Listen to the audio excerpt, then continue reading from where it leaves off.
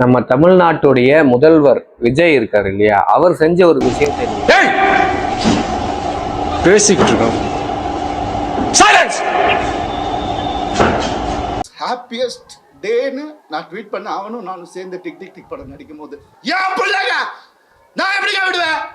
முதல்ல நான் ஆம்பளை பொம்பளைலாம், அப்புறம் மனுஷன் என் மேல ஒரு பிளாக் மார்க் இல்லாம 23 வருஷம் எவனாவது இருக்கா நான் கேட்டு பாருங்க.